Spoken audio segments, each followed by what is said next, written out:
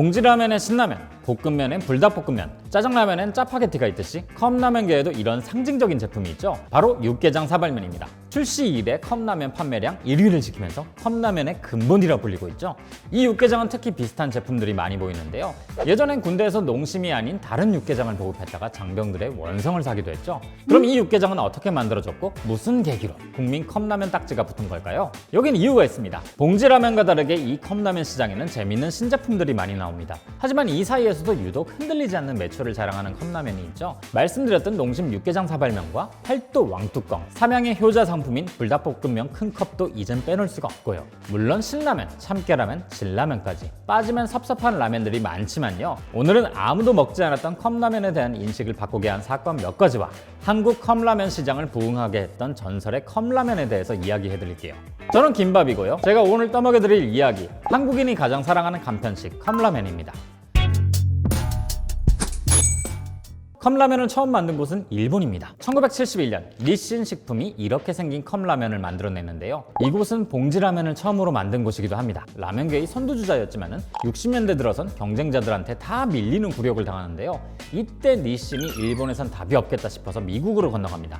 그리고 뜻밖의 광경을 보게 돼요. 미국 바이어가 라면을 부셔서 종이컵에 넣고 포크로 먹는 거죠. 다 먹은 컵은 쓰레기통에 버리고요. 여기에서 아이디어를 얻어 만든 게 최초의 컵라면, 컵누들입니다. 근데 이 제품도 처음에 일본에서는 완전히 외면당했어요. 라면을 이렇게까지 해서 먹어야 해? 그냥 끓여 먹으면 되지 않나? 게다가 일반 라면보다 4배나 비싼 가격이었거든요. 굳이 사 먹을 필요가 없죠. 근데 이 컵라면이 엄청난 인기를 얻게 된 사건 하나가 터집니다. 1972년 2월 일본에서 벌어진 아사마 산장 사건. 일본 극좌파 테러 조직이 아사마 산장이라는 곳에서 며칠 동안 인질극을 벌이는데요. 이게 엄청나게 큰 사건이었어요. 당시 뉴스에서 테러범과 경찰이 대치하는 장면을 계속 생중계해줬는데 이게 시청률이 50% 이상, 최고 89%까지 나옵니다. 거의 전 국민이 지켜보고 있었던 거죠. 근데 이때 화면에 잡힌 게 컵라면을 먹는 경찰들이었어요. 당시 날씨가 너무 추워서 도시락은 얼어서 먹을 수가 없었거든요. 그렇다고 자리를 비우고 밥을 먹으러 갈 수는 없잖아요. 이때 경찰들에게 배급된 게 바로 니신 식품의 컵누들이었던 거죠. 컵라면이 팔리기 시작한 게 바로 이때부터입니다. 정말 우연한 사건이었죠. 한국에 컵라면이 등장한 것도 바로 이때쯤입니다. 아사마 산장 사건이 벌어진 지 약 한 달 뒤인 1972년 3월 삼양의 삼양컵라면이 출시되죠. 3분이면 먹을 수 있다고? 희한한 얘기가 아닙니까? 빠르고 간편하게 먹을 수 있다는 걸 강하게 어필했죠. 근데 이게 역시나 잘 안 됩니다. 이땐 국내에 라면이 등장한 지 10년이 채 안 되던 시절이었는데다가 한국의 1인당 GDP가 일본보다 7배나 낮았거든요. 그런데 가격은 훨씬 비싼 편이었고요. 저렴하게 먹을 수 있는 라면이 있는데 굳이 비싼 컵라면을 사 먹을 이유가 없죠. 비싼 데다가 대체재가 있는 상품. 이게 팔리려면 일본처럼 특별한 계기가 터져줘야 하는데 한국에선 이런 일이 벌어진 것도 아니고요. 접을만도 한데 삼양이 버티기에 들어갑니다. 일본처럼 언젠가 터질 날이 올 거라 본 거죠. 컵라면 자판기도 내놓고 이것저것 마케팅을 했지만 잘 안 됩니다. 컵라면 자체가 안 팔리는데 자판기가 들어섰다고 해서 잘 팔릴 리가 없죠. 근데도 이렇게 저렇게 버티다가 10년 만에 기회가 옵니다. 경쟁사가 컵라면을 만들기 시작했거든요. 1981년 출시된 농심 사발면. 근데 이 농심이 타이밍을 잘 잡았던 게 당시 우리나라 1인당 GDP가 꾸준하게 오르는 중이었거든요. 또 삼양 컵라면보다 양이 20g 정도 더 많았다는 겁니다. 그리고 이건 꽤 잘 팔립니다. 이때 삼양 컵라면도 반사 이익을 보면서 조금씩 팔리기 시작했어요. 근데 여기서 삼양이 악수를 하나 둡니다. 농심 사발면과 차별화를 두기 위해서 무려 1분 만에 익는 컵라면을 개발했거든요. 이름은 퀵원. 현대인에게 식사 시간은 1분 1초가 아깝다는 거죠. 이게 악수인 이유는요. 편리함은 얻었지만 맛은 포기한 거나 다름없었기 때문이에요. 혹시 컵라면이 익는 원리를 생각해 보신 적 있으신가요? 원래는 팔팔 끓는 물에 넣고 3분 이상 끓여야 하는 음식을 끓지 않는 뜨거운 물로도 익힐 수 있는 이유가 뭘까요? 심지어 받아놓은 물의 온도는 계속해서 내려가는데도요. 이건 우선 면이 가늘기 때문이기도 하지만 감자 전분 때문입니다. 컵라면은 봉지라면과 달리 감자 전분 함유량이 높습니다. 왜일까요? 라면을 한번 튀겨서 익힌 다음에 다시 굳혀서 나오죠. 하지만 우리가 먹을 때는 팔팔 끓이면서 이 면발을 풀어줘야 합니다. 굳은 전분이 풀어지는 걸 호화라고 하는데요. 밀 전분이 호화하는 온도는 대략 62도쯤 되는데 감자 전분은 이보다 낮은 56도에서 호화가 일어납니다. 즉 컵라면의 핵심은 감자 전분에 있는 거죠. 자, 그러면은 퀵원이 1분 만에 익으려면 어떻게 해야 될까요? 면발은 더 얇게 하고 감자 전분을 훨씬 더 많이 넣으면 됩니다. 하지만 면발의 맛은요, 밀가루의 글루텐 성분 덕분인데 밀가루를 줄이고 감자 전분 양을 확 늘려버리니까 당연히 맛은 떨어집니다. 삼양식품 연구개발팀이 야심차게 내놓은 퀵원, 아쉽지만 얼마 안 돼서 인기를 잃어버리죠.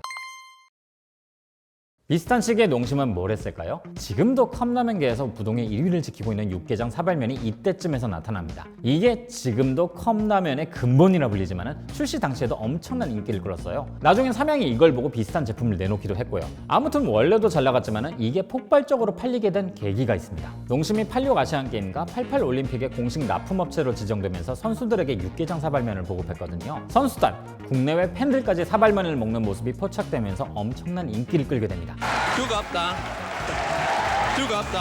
그러고 보니 일본과 한국 컵라면 둘 다 생중계를 타고 유명해졌다는 게 비슷하긴 하네요. 그렇게 육개장이 삼양 컵라면을 완전히 넘어설 수 있었죠. 또 소비자들의 소득까지 늘면서 매출에 쐐기를 박습니다. 등산, 낚시, 여행 같은 외부 활동이 늘어나면서 이 육개장 사발면을 챙겨 다니는 사람들이 많아졌거든요. 농심도 이걸 잘 알고 광고까지 만들었고요. 농심이 이때부터 열심히 노를 젓기 시작합니다. 육개장 사발면을 앞세워서 계속 신제품을 만들어내는 거죠. 우동 사발면, 해장국 사발면을 내놨는데 사실 이건 반응을 딱히 얻지 못하다가 86년에 두 번째 근본 라면이 나옵니다. 김치 사발면.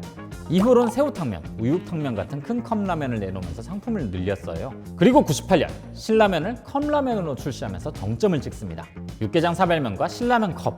수십 년 전에 출시된 제품들이 아직도 컵라면 판매 순위에서 1, 2위를 차지한 걸 보면 진짜 저력이 어마어마하긴 합니다. 농심이 활짝 연 컵라면 시장, 후발주자들도 뛰어들어야겠죠? 팔도, 오뚜기, 빙그레가 전부 컵라면을 출시합니다. 사실 이 기업들은요, 봉지라면 시장도 따라잡기 바쁜 곳이라서 컵라면까지 신경 쓸 여력은 없었는데요. 90년대부터는 상황이 좀 달라집니다. 보통 컵라면 어디서 많이 먹나요? 편의점이죠. 근데 편의점 시장이 폭발적으로 성장하면서 컵라면 시장도 확 커집니다.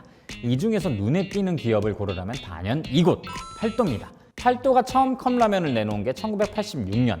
모두가 동그란 용기에 라면을 낼 때 사각형 용기에 담은 도시락을 내놓습니다. 이게 사각형이라서요, 국물 마시기엔 좀 애매하다는 분들도 많지만 여전히 이 도시락 컵라면 찾으시는 분들 많죠. 이게 출시 직후에도 은근히 팔리기도 했고요. 팔도가 여기서 가능성을 보고 약간 새로운 시도를 합니다. 당시는 한창 큰 사이즈의 컵라면들이 많이 나오던 때였는데요. 팔도는 그냥 큰 사이즈가 아니라 뚜껑 사이즈를 이만하게 만듭니다. 도시락 컵라면처럼 이번에도 용기에 차별화를 둔 거죠. 이게 바로 왕뚜껑입니다. 도시락에도 들어있던 콩고기를 그대로 넣고 도시락 맛이 좀 밋밋하다는 피드백을 받아들여서 좀 더 맵게 만든 제품이었죠. 도시락의 업그레이드 버전쯤 되는 겁니다.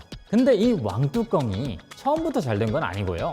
광고 덕분에 매출이 불이 붙습니다. 이건 진짜 추억의 광고인데 배우 박남현 씨가 출연한 그 왕뚜껑 광고가 대박이 나거든요. 당시 차력사 역할로 드라마에 나오면서 엄청난 인기를 끌었던 분인데 이게 지금 보면 유치하긴 하지만은 당시 업계에선 나름 파격적인 광고였어요. 왕입니다요. 이 광고가 엄청난 인기를 끌면서 팔도가 유머 코드에 공을 들이기 시작합니다. 지금도 여전하죠? 그런데 2012년에 엄청난 일이 하나 터집니다. 왕뚜껑의 뚜껑이 사라졌거든요. 이 라면의 아이덴티티는 단연 플라스틱 뚜껑입니다. 그런데 2012년부터는 이 뚜껑을 없애버리고 다른 라면들처럼 코팅 필름을 붙여서 내놨어요. 팔도 관계자는 후에 환경보호에 따른 정책이라고 얘기하긴 했는데요. 당시엔 소비자들이 그야말로 대경로를 했죠. 말만 그런 게 아니라 진짜 매출이 폭락하면서 다시 플라스틱 뚜껑으로 돌아왔지만요. 그리고 이때도 왕뚜껑다운 감성의 광고로 소비자들을 다시 끌어모읍니다. 단언컨대 뚜껑은 가장 완벽한 물체입니다. 뚜껑을 찾은 왕뚜껑. 지금 성적은 어떨까요? 현재 컵라면 매출 3위를 차지하고 있을 뿐만 아니라 팔도 전체 매출의 9%, 라면 전체 매출 중에선 30%를 차지할 정도의 엄청난 저력을 보여주고 있습니다. 최근 킹뚜껑까지 정식으로 출시하면서 매운 라면들 사이에서도 존재감을 드러내고 있죠. 그리고 왕뚜껑에 도움닫기인 줄로만 알았던 팔도의 도시락.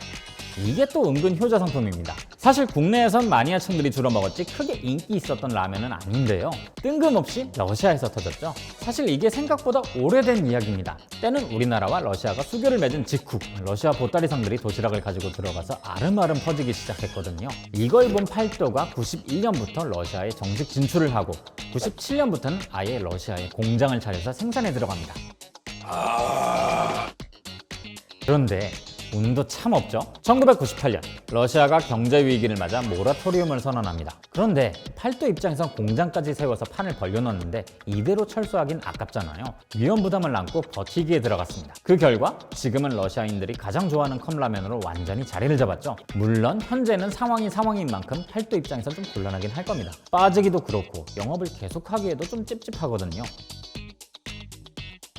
이렇게 국물 라면이 다 잡은 컵라면 시장에서 단연 돋보이는 라면이 있죠. 삼양의 불닭볶음면이 컵라면으로 등장했거든요. 현재 불닭볶음면은 컵라면 시장에서도 매출 4, 5위에 들 정도로 확실하게 자리를 잡은 상황입니다. 볶음면 형태인 이 라면이 이 정도 매출을 내는 건 어마어마한 거죠. 덕분에 봉지라면과 컵라면 양쪽 시장을 다 잡을 수 있었고요. 괜히 삼양식품의 효자 상품이 아닙니다. 이 라면에 대한 자세한 이야기는 돈슐랭 불닭볶음면 편을 참고하셔도 좋겠네요. 컵라면은 라면을 좀 더 편하고 빠르게 먹기 위해서 등장한 상품입니다. 초기 컵라면을 만들던 회사들의 광고 문구처럼 1분 1초가 아까울 만큼 바쁠 땐 이만한 게 없었거든요. 하지만 지금은 분위기가 좀 다릅니다. 봉지라면을 뒤받쳐주는 상품이 아닌 엄연한 별개의 상품으로 인정받고 있거든요. 트렌드를 즉각적으로 반영한 제품들도 많이 나오기 때문에 골라 먹는 재미도 있고요. 앞으로 컵라면은 어떻게 변화하게 될까요? 오늘 저녁은 저도 컵라면에 편의점 도시락 하나 해야겠네요. 그럼 저는 다음에 다시 뵙겠습니다.